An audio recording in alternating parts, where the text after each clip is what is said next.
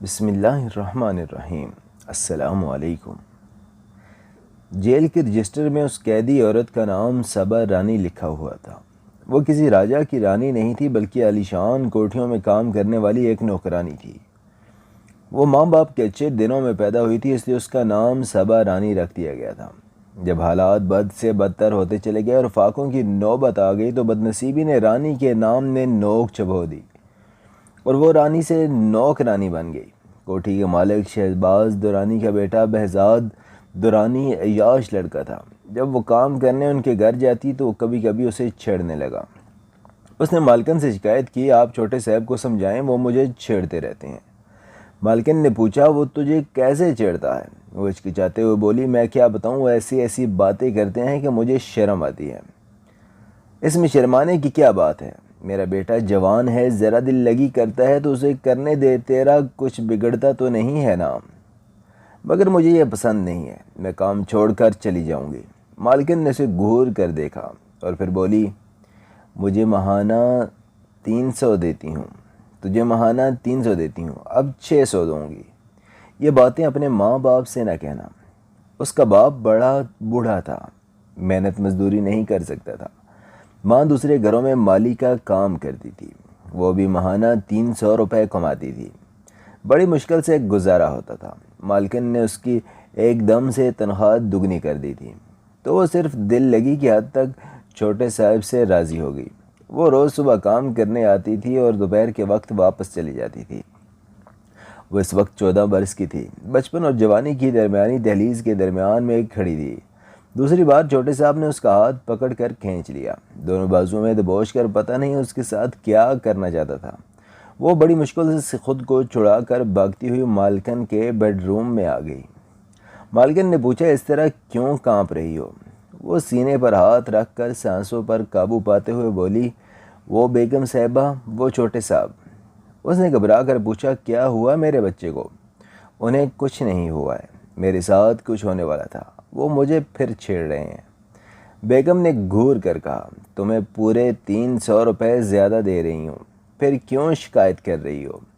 وہ کچھ زیادہ ہی دل لگی کر رہے ہیں۔ آج انہوں نے میرا ہاتھ پکڑ کر کھینچ لیا۔ مالکن اس کی بات سن کر ہنستے ہوئے بولی، جب میں تیری عمر کی تھی تو اس کے باپ نے میرے ساتھ بھی یہی کیا تھا، بالکل اپنے باپ پر گیا ہے۔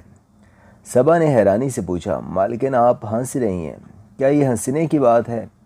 اور نہیں تو کیا یہ رونے کی بات ہے؟ جوانی میں ایسا ہی ہوتا ہے۔ جا، آج میں تجھے کام سے چھٹی دیتی ہوں، تم آج گھر کا کام نہ کرو، میرے بیٹے کے ساتھ ہنستی کھیلتی رہو بس۔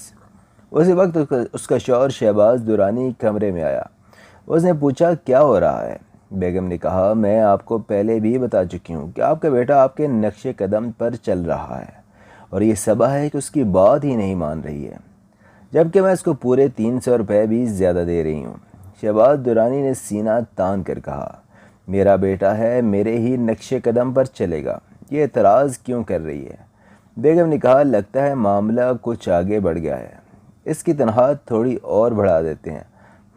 یہ کہتے ہوئے شہباز نے صبا رانی کو سر سے پاؤں تک دیکھتے ہوئے کہا، تم صحیح کہتی ہو، 400 روپے اور بڑھا دو۔ پھر مالکن نے صبا رانی سے کہا، اے لڑکی سن، آج سے تجھے ہر مہینے پورے 1000 روپے ملیں گے، چل جا اب یہاں سے اور میرا بیٹا جو کرتا ہے اسے کرنے دے۔ صبا کچھ کہنا چاہتی تھی، انہیں کچھ بولنے کے لیے ابھی اپنی لب کھولے ہی تھے کہ مالکن نے ڈانٹ کر کہا، کبھی تیرے باپ نے بھی 1000 روپے دیکھے ہیں؟ کہا نہ، جا اور میرے بیٹے کی بات مان، چل اب دفع ہو یہاں سے۔ وہ ڈانٹ سنتے ہی وہاں سے چلی گئی۔ اس کو جاتا دیکھ کر شہباز نے حقارت سے کہا، ہاں اب تو یہ کام کرنے والی نوکرانیاں بھی پارسا بننے لگی ہیں، کیا دوسری کوٹھیوں والے انہیں چھوڑ دیتے ہوں گے؟ وہ مسکراتے ہوئے بولی، دوسروں کو جانے دیں، ہمارا بیٹا تو اب اسے نہیں چھوڑنے والا، ہاں ہاں ہاں۔ اس بات پر وہ دونوں فاتحانہ شان سے کہکے لگانے لگے۔ پھر بیگم نے کہا، یہ تو میں یقین سے کہتی ہوں، اس نوکرانی کو آج تک کسی نے میلا نہیں ہے۔ میلا نہیں کیا ہے؟ آج تک کسی نے اس کو میلا نہیں کیا ہے۔ ابھی یہ بچی ہے، ہمارا بیٹا حد سے بڑھے گا تو یہ کبھی نہیں مانے گی۔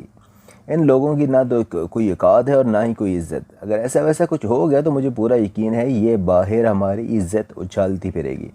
ہمیں آگے کا بھی سوچنا چاہیے۔ تم اس بچے کو تنہائی میں بٹھا کر یہ سب سمجھایا کرو، آخر کوئی تو اسے جوان بنائے گا۔ میں نہیں چاہتا ہمارا بیٹا باہر منہ مارتا پھرے اور خود کو کوئی بیماری چمٹا بیٹھے۔ بیماری سے پہلے ہی گھر میں علاج ہوتا رہے تو اچھا ہے، یہ راضی ہو جائے گی۔ آپ فکر نہ کریں، میں اس کو تنہا کے علاوہ بھی بہت کچھ دیتی دلاتی رہوں گی۔ پھر اس دن کے بعد مالکم نیم راضی صبا کے کانوں میں یہ بات پہنچتی رہی، اگر گھر کے جوان لڑکے لڑکیاں گھر میں ہی اپنی ضرورتیں پوری کرتی رہیں تو کوئی باہر والا انہیں دیکھنے نہیں آتا، نہ ہی کسی کو پتہ چلتا ہے، اور کوئی بدنامی بھی نہیں ہوتی۔ اور اگر ایسی کوئی بات ہو بھی گئی تو تم بے فکر رہو، ہم پردہ ڈال لیں گے۔ صبا کو ان کا بیٹا بہزاد ایک آنکھ نہیں باتا تھا، مگر اس کی مجبوری یہ تھی کہ وہ لوگ غریب تھے۔ ماہانہ 1000 روپے ان غریبوں کے لیے بہت بڑی رقم تھی۔ اس طرح کے علاوہ بیگم اسے بخشش بھی دیتی رہتی تھی، اس لیے وہ ایک حد تک بہزاد کو برداشت کر رہی تھی۔ لیکن ایک دن وہ حد سے بڑھ گیا۔ اس نے ایک مشروب میں نشے کی دوا گھول کر صبا کو پلا دی۔ وہ کوئی بے ہوشی کی دوا نہیں تھی، بلکہ اسے پیتے ہی صبا پر مدہوشی طاری ہو گئی۔ وہ ہوش میں تھی مگر کچھ سوچنے سمجھنے کے قابل نہیں تھی۔ اس کا ذہن ہواؤں میں اڑ رہا تھا، وہ اپنے اختیار میں نہیں تھی۔ دھند میں لپٹی آنکھیں دیکھ رہی تھی کہ زیادتی ہو رہی ہے، لیکن نشے کی مستی اسے سمجھا رہی تھی کہ جو ہو رہا ہے اسے ہونے دیا جائے۔ اس کے بچپن کی پارسائی انکار کر رہی تھی، نہیں یہ غلط ہے، ایسا نہیں ہونا چاہیے، ایسا نہیں ہونا چاہیے۔ اسی کشمکش میں وہ چیخ مارتے ہوئے بے ہوش ہو گئی۔ جب بہزاد دورانی نے اس کی حالت بگڑتی دیکھی تو وہ گھبرا گیا۔ وہ تو ایک اناڑی نوجوان تھا، وہ نہیں جانتا تھا کہ اگر ایسا ظلم کیا جائے تو کم سن بچی لہو لہان ہو جاتی ہے۔ وہ دوڑتا ہوا اپنے ماں باپ کے پاس پہنچا اور انہیں اپنی کارستانی بتائی۔ بیگم اور شہباز درانی کو جب یہ سب معلوم ہوا تو وہ دوڑے ہوئے آئے اور آ کر اسے دیکھا۔ صبا ان کی نوعمر اناڑی بیٹے کے بیڈ پر بے ہوش پڑی تھی۔ اس کے منہ پر پانی کے چھینٹے مارے گئے، جبراً منہ کھول کر حلق میں لیمن جوس کے قطرے ٹپکائے گئے۔ پھر اسے آہستہ آہستہ ہوش آنے لگا۔ اس نے آنکھیں کھول کر دیکھا تو اسے بہزاد کے بیڈ روم کی چھت دکھائی دے رہی تھی۔ اسے کچھ یاد آنے لگا تھا کہ اس پر کیا قیامت ٹوٹ پڑی ہے۔ اس نے دائیں بائیں سر گھما کر اپنی مالکن بڑے صاحب کو، پھر یہ ادھورا کارنامہ سر انجام دینے والے صاحبزادے کو دیکھا تو اسے سب یاد آ گیا۔ وہ ایک دم سے ہڑبڑا کر اٹھ بیٹھی۔ پھر جب اس کی نظر اس کے لہو آلود کپڑوں پر پڑی تو وہ چیخ چیخ کر روتے ہوئے کہنے لگی، یہ تم لوگوں نے میرے ساتھ کیا کر دیا؟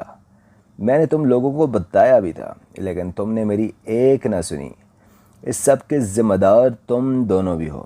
پھر وہ بہروز دورانی کی طرف انگلی اٹھاتے ہوئے بولی، میں اسے نہیں چھوڑوں گی، ماں اور بابا جی کو سب بتا دوں گی، چیخ چیخ کر کہوں گی اسی نے مجھے برباد کیا ہے۔ یہ سن کر شہباز دورانی نے اس کے منہ پر ایک الٹا ہاتھ مارا اور گرجتے ہوئے بولا، شٹ اپ، اب اگر ایک آواز بھی منہ سے نکالی تو تمہیں ابھی گولی مار دوں گا۔